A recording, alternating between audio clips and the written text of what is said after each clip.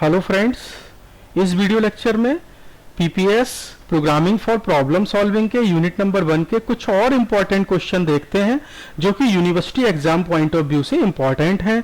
और इससे आपको एक ये भी आइडिया मिलेगा कि हम क्वेश्चन का आंसर कैसे दें, कितना हमें उसमें कंटेंट लिखना है, ये भी आपको यहाँ से एडवांटेज मिलने वाला है। तो अगर आप इस चैनल पे न्यू हैं तो इस चैनल को सब्सक्राइब कर लें, वीडियो को लाइक करें, शेयर करें, जिससे ये अधिक से अधिक लोगों तक पहुंच सके।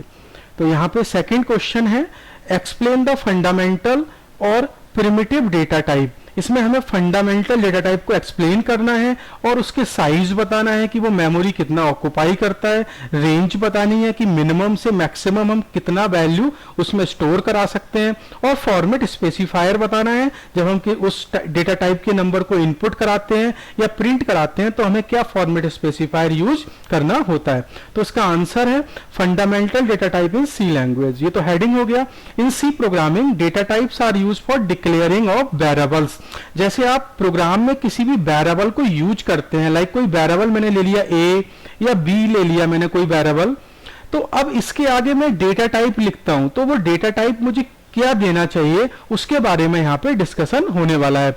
तो every variable has some associated data type depending upon the program. अब डेटा टाइप हम सेलेक्ट करते हैं as per the need of the program. तो फर्स्ट फंडामेंटल डेटा टाइप है integer data type.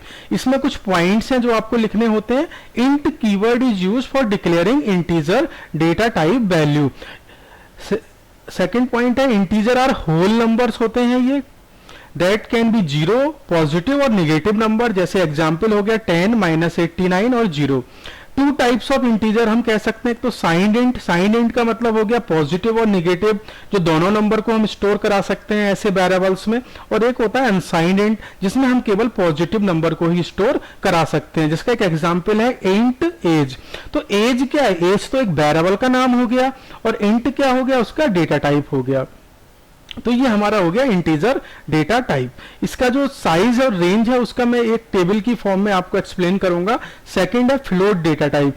Float keyword is used for declaring float data type value. जिसके लिए हम float keyword use करते हैं, it is used to store decimal number with floating point value, जैसे 16.78। अब देखिए float data type की रिक्वायरमेंट क्यों होती है? क्योंकि हर क्वांटिटी को हम एज अ होल नंबर नहीं ले सकते। जैसे किसी पर्सन का वेट है, कोई डिस्टेंस हमें मेजरमेंट करना है, तो वो हो सकता है फ्रैक्शन में आए, डेसिमल में आए, तो हमें उसके लिए फ्लोटिंग पॉइंट डेटा टाइप की रिक्वायरमेंट होती है। तो उसका एग्जांपल हो गया फ्लोट बाई। तो ये हमारा सेकंड डेटा टाइप हो गया। थर्ड डेटा टाइप है कैरेक्टर डेटा टाइप। इसके लिए हम कैर कीवर्ड यूज करते हैं for declaring character data type value. The most basic data type है इन सी लैंग्वेज में।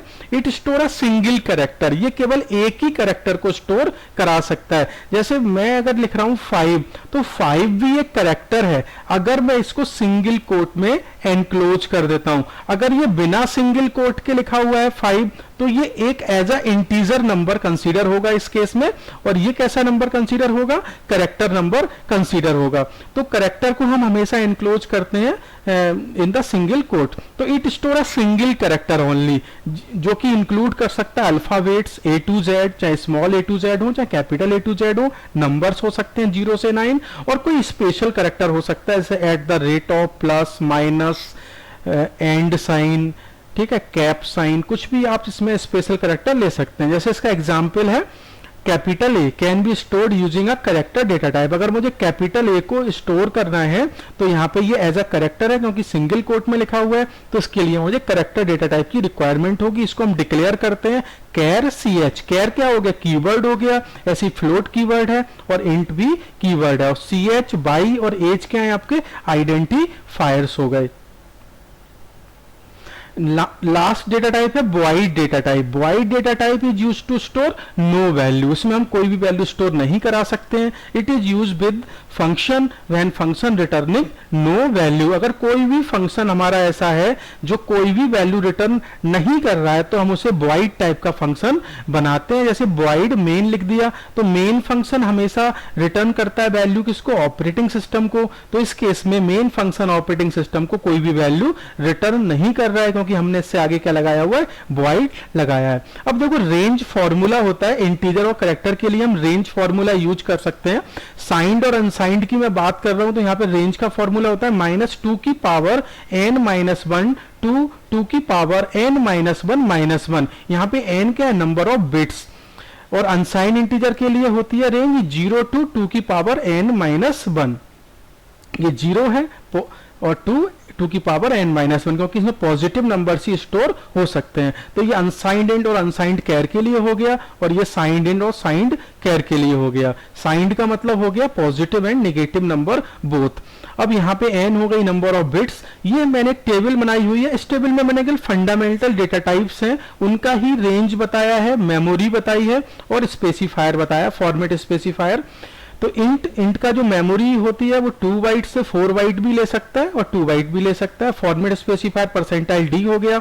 अगर आप इसमें n की वैल्यू हो गई 16, अगर आप 16 वैल्यू इस अब फॉर्मूले में पुट करेंगे तो ये रेंज निकल के आ जाती है -32,7682 प्लस 32,767 तक। और फ्लोट का जो मेमोरी साइज होता है that is 4 bytes. Format specifier हो गया परसेंटाइल एफ, और इसकी रेंज होती है 3.4 e -38। ई का मतलब क्या हुआ, 10 की पावर -38 है। ई फॉर एक्सपोनेंट को डिनोट कर रहा है। और ये मेंटिसा होती है 3.4, और करेक्टर का जो मेमोरी साइज होता है दैट इज 1 बाइट।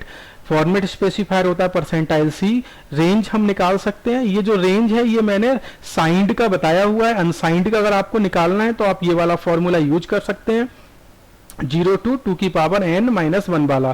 तो ये हमारा फंडामेंटल डेटा टाइप्स जो है, प्रिमिटिव डेटा टाइप, उसकी यहाँ पे बात की हुई है। एक्सटेंडेड डेटा टाइप्स की यहाँ पे बात नहीं की हुई है। इंटीजर का लॉन्ग इंटीजर भी हो सकता है, और फ्लोट का डबल हो सकता है या लॉन्ग डबल हो सकता है, वो आपके एक्सटेंडेड डेटा टाइप में आते हैं। तो this is the solution of this question.